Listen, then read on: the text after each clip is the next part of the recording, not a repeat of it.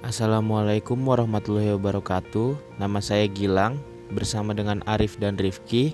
Kami dari kelompok 1 ingin menjelaskan materi tentang kasus-kasus pelanggaran hak dan pengingkaran kewajiban warga negara. Materi yang akan kami pelajari adalah makna hak dan kewajiban warga negara, substansi hak dan kewajiban warga negara dalam Pancasila, kasus pelanggaran hak dan pengingkaran kewajiban warga negara, penanganan pelanggaran hak dan pengingkaran kewajiban warga negara. Materi pertama yaitu makna hak dan kewajiban warga negara. Apa sih hak dan kewajiban warga negara itu?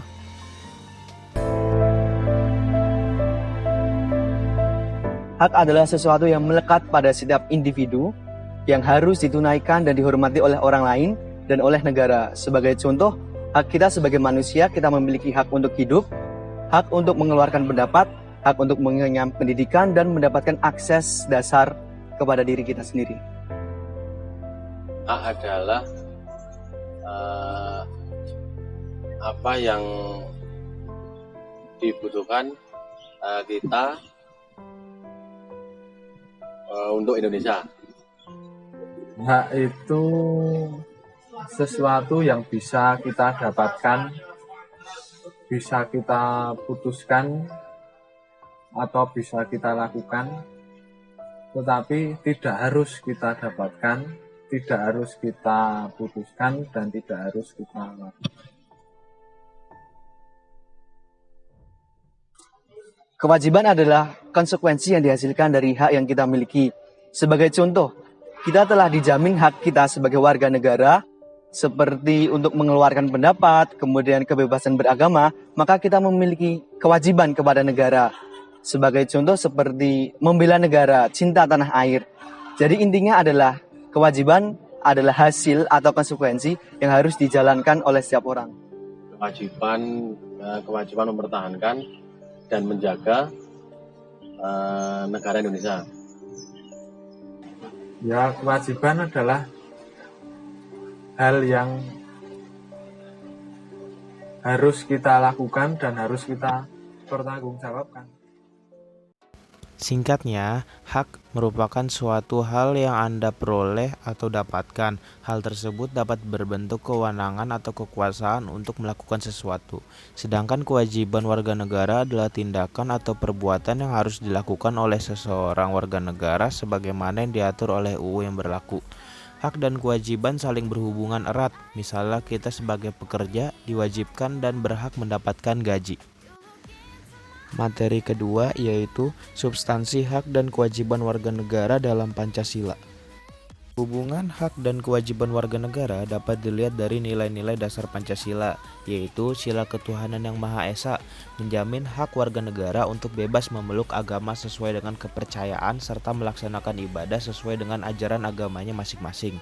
Sila kemanusiaan yang adil dan beradab, menempatkan hak setiap warga negara pada kedudukan yang sama dalam hukum serta memiliki hak-hak yang sama untuk mendapat jaminan dan perlindungan hukum. Sila Persatuan Indonesia menjamin hak-hak setiap warga negara dalam keberagaman yang terjadi pada masyarakat Indonesia, seperti hak mengembangkan budaya daerah untuk memperkaya budaya nasional.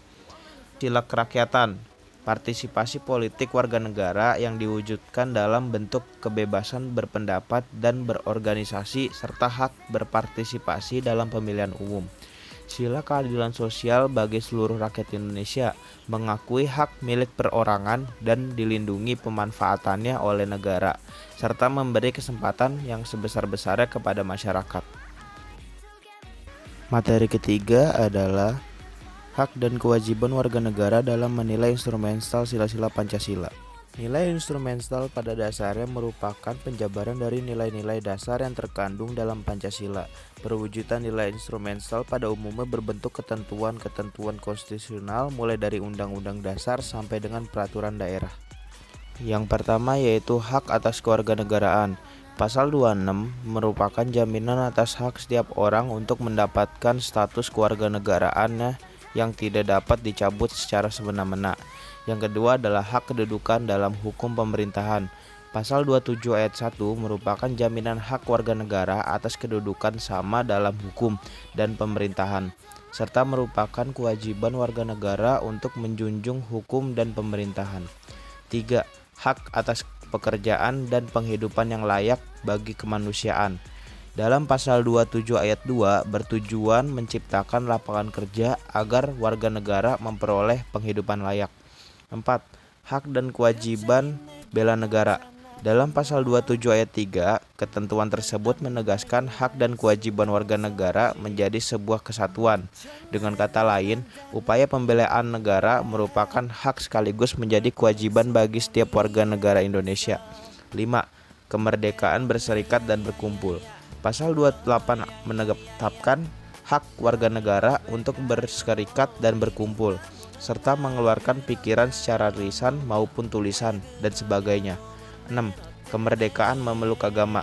Dalam konteks kehidupan bangsa Indonesia, kebebasan beragama ini tidak dapat diartikan bebas tidak beragama, berarti bebas memeluk suatu agama sesuai dengan keyakinan masing-masing, serta bukan berarti pula bebas untuk mencampur adukan ajaran agama.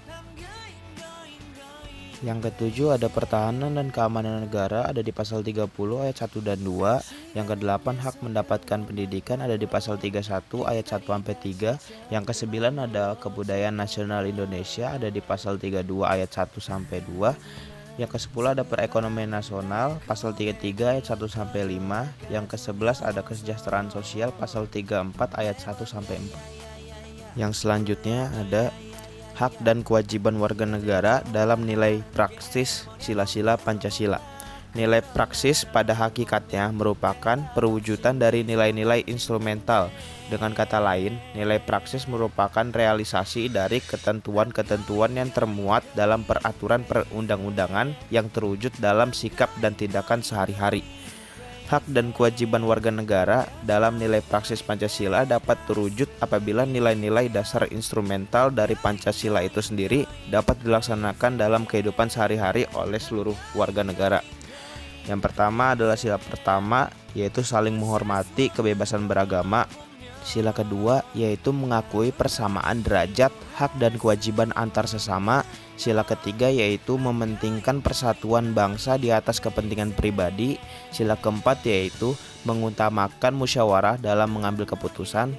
Dan sila kelima yaitu menjaga keseimbangan antara hak dan kewajiban. Selanjutnya adalah materi tentang kasus pelanggaran hak dan pengingkaran kewajiban warga negara.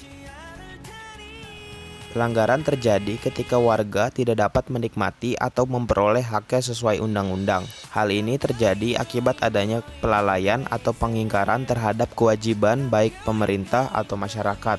Pelanggaran hak dan pengingkaran kewajiban warga negara diantaranya disebabkan oleh yang pertama, sikap egois atau terlalu mementingkan diri sendiri. Yang kedua, rendahnya kesadaran berbangsa dan bernegara. Yang ketiga, sikap tidak toleran. Yang keempat, penyalahgunaan kekuasaan. Yang kelima, ketidaktegasan aparat dalam menegak hukum.